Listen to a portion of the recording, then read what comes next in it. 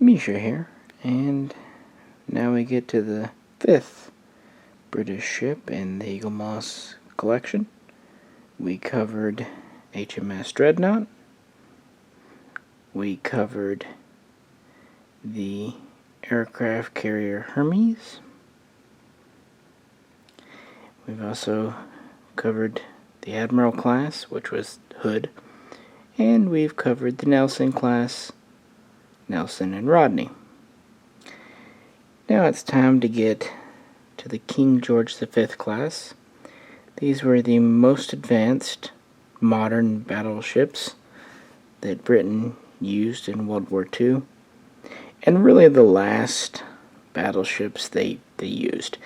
There was HMS Vanguard, but it was too late for the war, and it was really built just because why not? The King George V were the last ones actually built and used, and they would build a total of 5 of them. There would be, of course, King George V herself, followed by Prince of Wales, this model here, followed by Duke of York, and then finally the last ones would be Anson and Howe.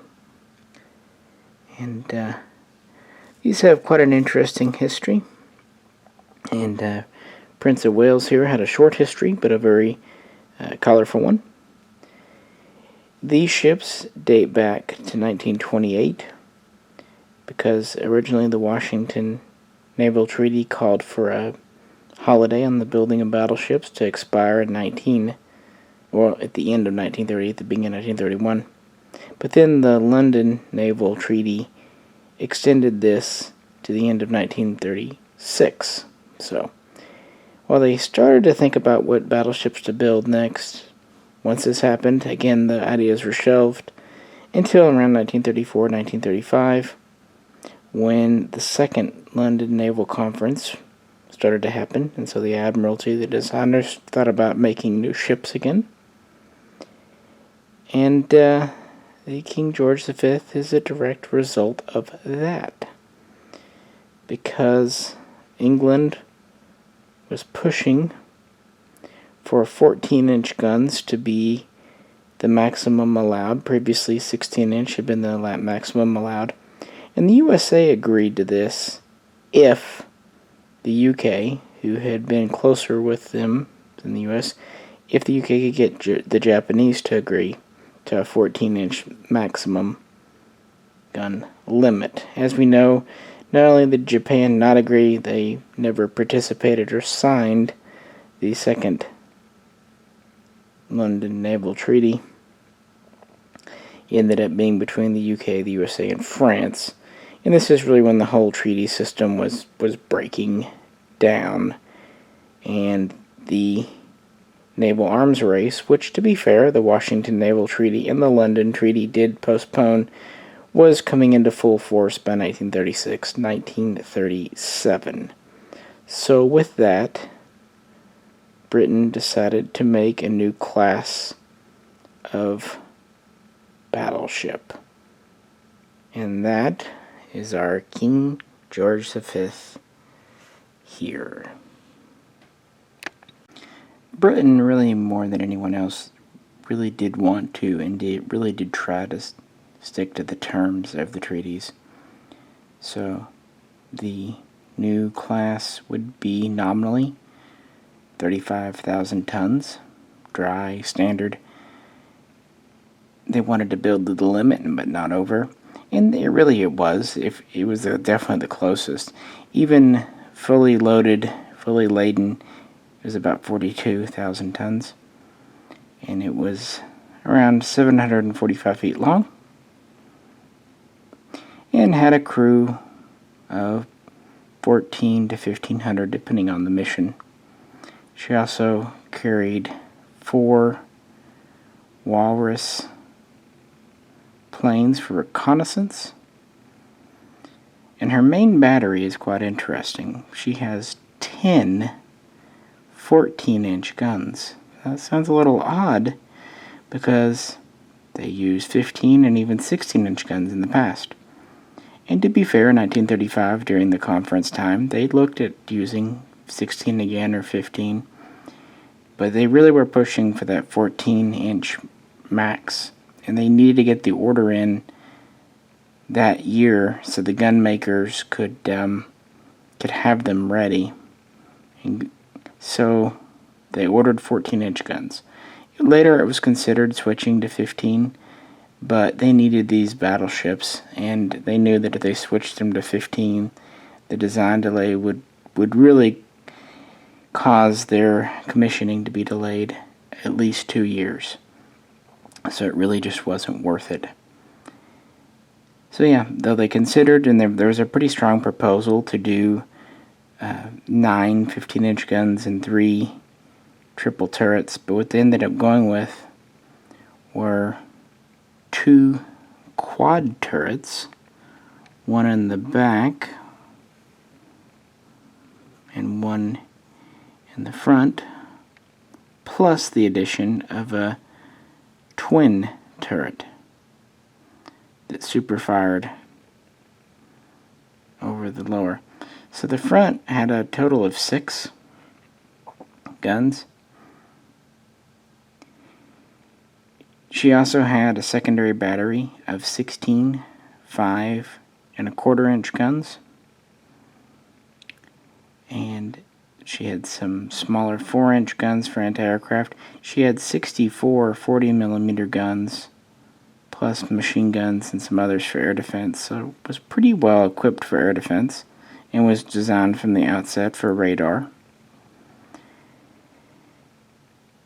Now, one positive to going to the 14-inch gun, initially they had planned these to have a top speed of 27 knots, while going to the lighter guns actually gave them a top speed of well over 28 knots. So that is one benefit.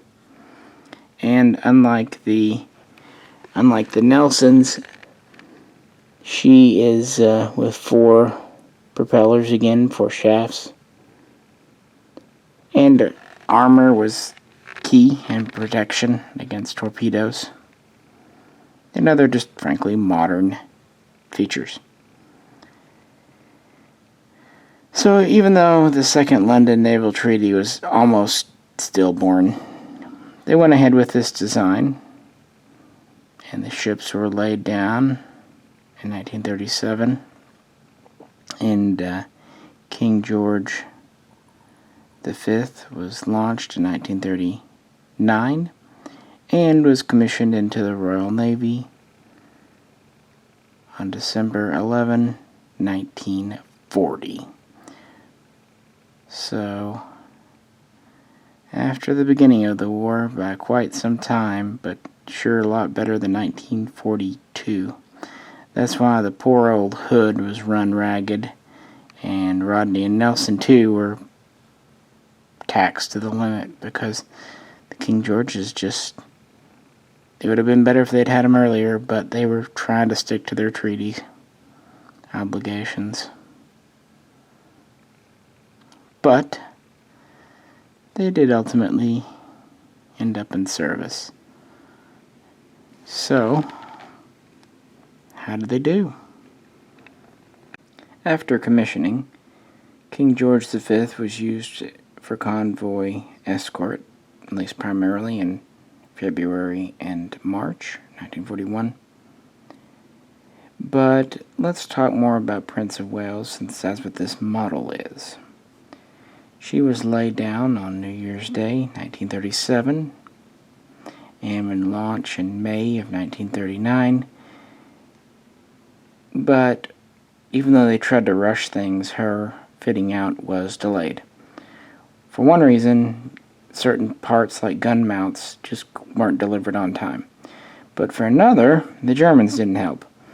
In August of 1940, while she was still berthed and being fitted out, a German bombing raid would attack the port, and one bomb would be a very near miss, exploding beneath her, between her and the dock.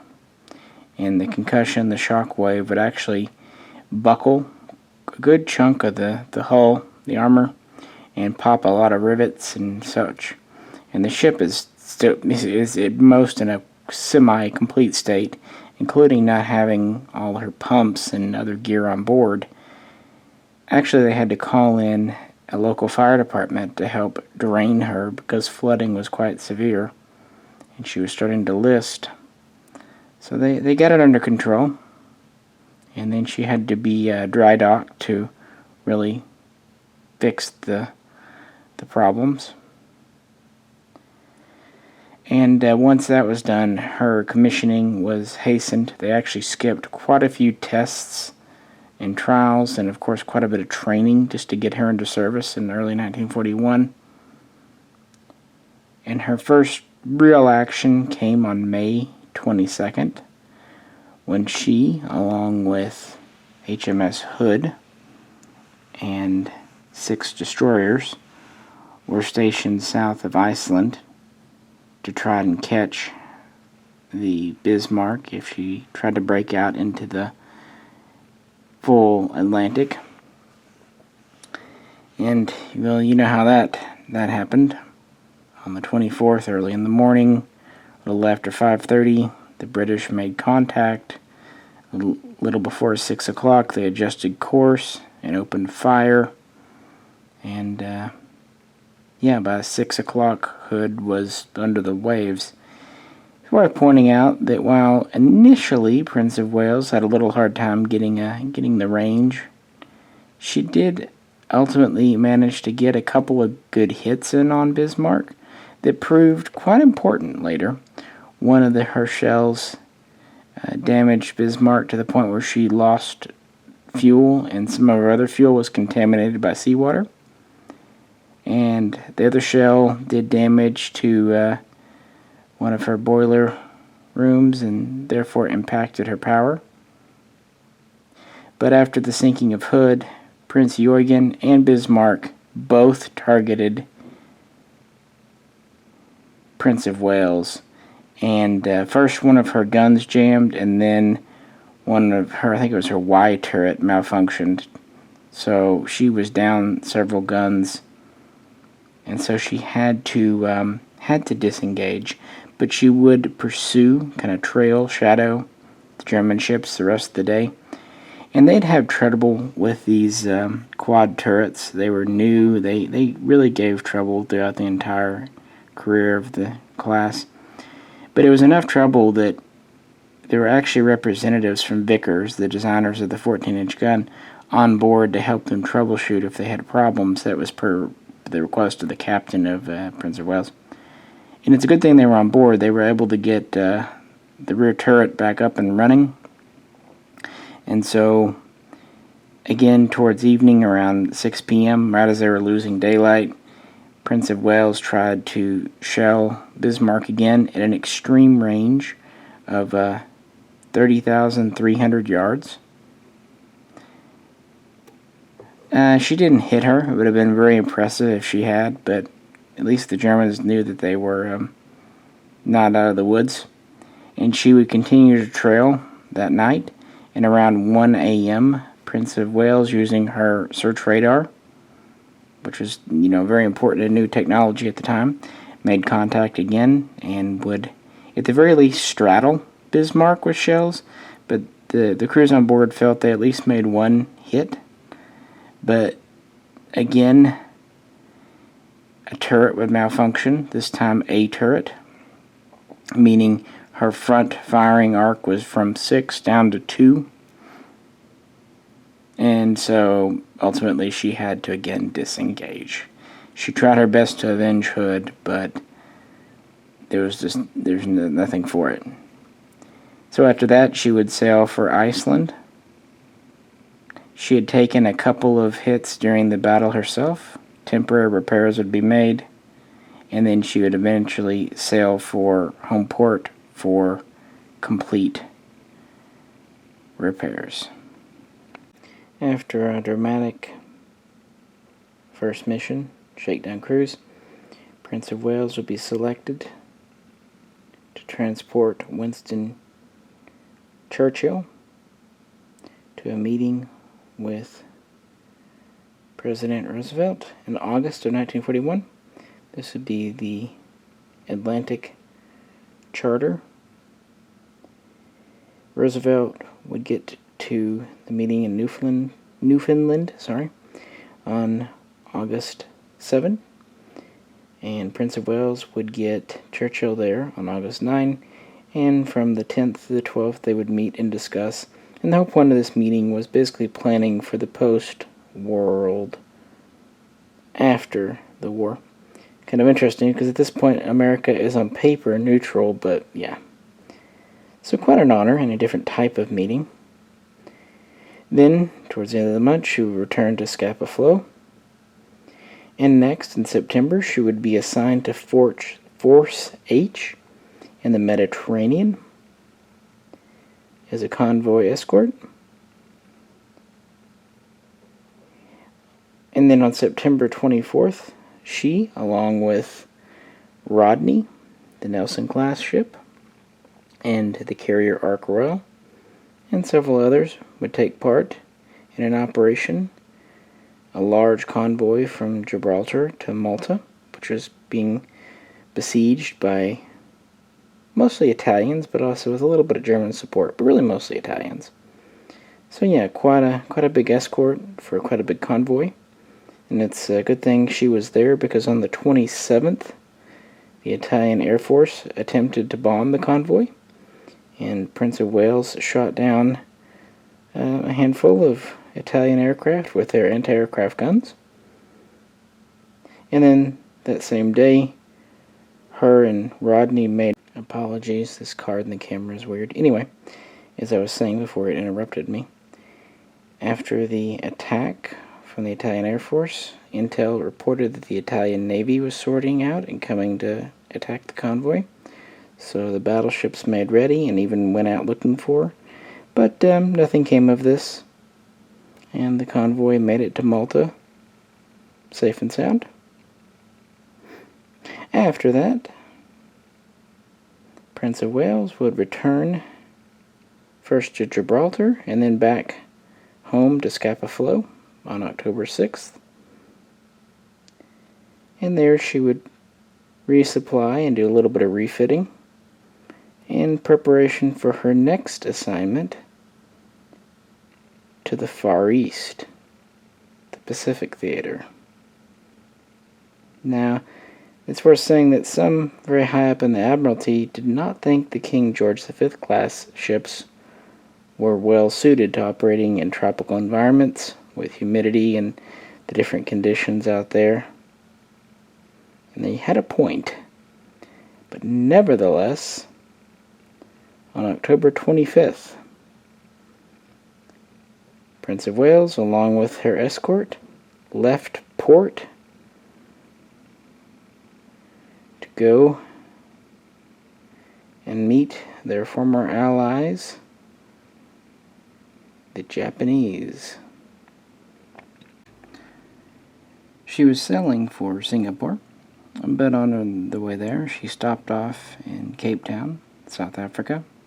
This was to refuel and resupply, but also to show the flag and show the newest battleship in the Royal Navy.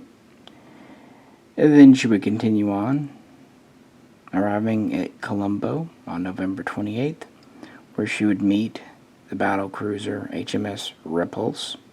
She was also supposed to meet the carrier HMS Indomitable, but Indomitable had run aground near Jamaica, so she wasn't available. And the two ships continued on, docking at Singapore on December 2nd, and plans were made for them to sortie out. And originally they left on the 8th to attack Japanese troop transports that had been spotted in the area, but didn't go to plan. She was spotted by a Japanese sub or two and Japanese aircraft, so they knew that the new ships were in the area. By the way, Prince of Wales was flagship of Force Z, as it was called. So the Japanese basically laid a trap. They kind of made a diversionary landing on Malaya, and so Repulse and Prince of Wales and her escorts were diverted there, getting there early morning on December 10th and immediately the Japanese bombers started attacking. In the first wave, Prince of Wales took a torpedo, which did damage especially to a shaft and cut electrical power. The second wave, around 12:30, torpedoed Repulse, and she sank. Prince of Wales, for her turn, took 3 more torpedoes, and this put some pretty bad damage. She tried using her anti-aircraft guns, but her crews were not especially well trained because they were new. Also, those fears that the King George V might not be so great in the tropics were kind of borne out. Her search radar was not functioning properly because of the humidity and other environmental factors. So a lot of this was kind of coming out of nowhere and taking the ships by surprise. In the end, a 500-kilogram bomb would hit her and kind of deliver the coup de grace. The order to abandon ship was given around 1:15 that afternoon, and just a few minutes later she would capsize and sink. She would take 327 of her crew with her, but the rest would be rescued at least. The admiral in charge of the force and the captain of Prince of Wales would go down with her, though. Now, this was a historical event because that made Repulse and Prince of Wales the first battleships, warships, to be sunk exclusively by aircraft. And, of course, this would not be the last time in World War II this would happen, but it was quite early on, given the events of the war. Thus ends the short but exciting career of this battleship. Now, I don't want to make this a huge video, but let's very briefly talk about her 4 sister ships. The next to join the fleet would be Duke of York.